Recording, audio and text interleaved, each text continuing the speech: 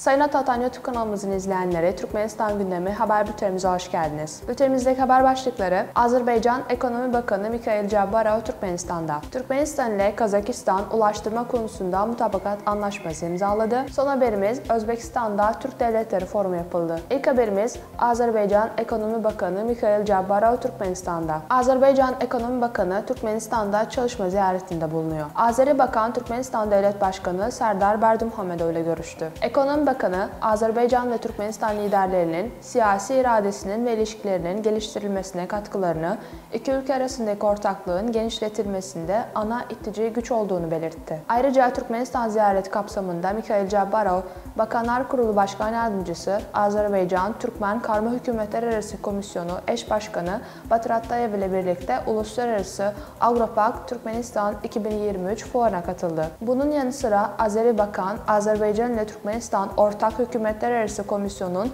7. toplantısına katıldı. Sıradaki haberimiz: Türkmenistan ile Kazakistan ulaştırma konusunda mutabakat anlaşması imzaladı. Türkmen-Kazak Ulaştırma, Transit ve Lojistik Çalışma Grubu'nun ilk toplantısı 26-27 Kasım tarihlerinde Aşkabat'ta gerçekleştirildi. Toplantıya iki ülkenin ilgili bakanlık ve dairelerinin temsilcileri katıldı. Çalışma grubunun toplantısına Türkmen tarafına Bakanlar Kurulu'na bağlı Ulaştırma ve Haberleşme Ajansı Genel Müdür Yardımcısı Batır Anayev, Kazak tarafına ise Ulaştırma Bakan Yardımcısı Talgat Lastayev başkanlık etti. Görüşmede karayolu, demiryolu ve deniz taşımacılığı alanında ikili işbirliğinin güçlendirilmesi ve lojistik organizasyonlara destek konuları ele alındı. Müzakereler sonucunda taraflar Türkmenistan Bakanlar Kurulu'na bağlı Ulaştırma ve Haberleşme Ajansı ile Kazakistan Cumhuriyeti Ulaştırma Bakanlığı arasında ulaştırma bağlantısı mutabakat zaptı imzaladı. Ayrıca ulaştırma sektöründe yetkili temsilcileri arasından kalıcı bir çalışma grubu oluşturulmasına da karar verildi. Toplantı, Türkmen-Kazak Çalışma Grubu'nun ulaştırma, transit ve lojistik alanındaki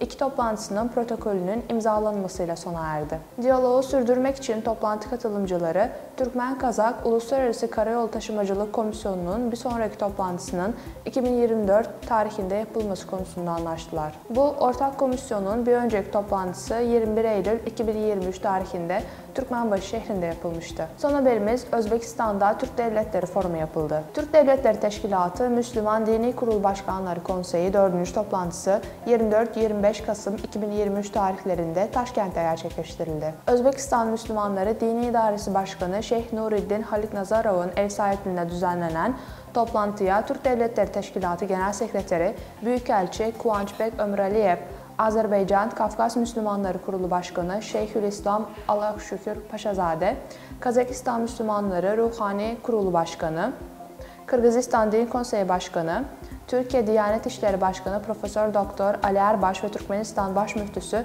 Yalkap Hocalıyev katıldı. Taraflar dini alandaki işbirliğinin derinleştirmesinin önemini ve bu alandaki etkileşim çalışmalarının arttırılmasının bölge ve ötesinde barışa katkıda bulunacağını vurguladılar. Sayın Atatan YouTube kanalımızın izleyenleri, Türkmenistan ile ilgili Türkçe haberlerimizi atatanturkmenistan.com haber sitemizden takip edebilirsiniz.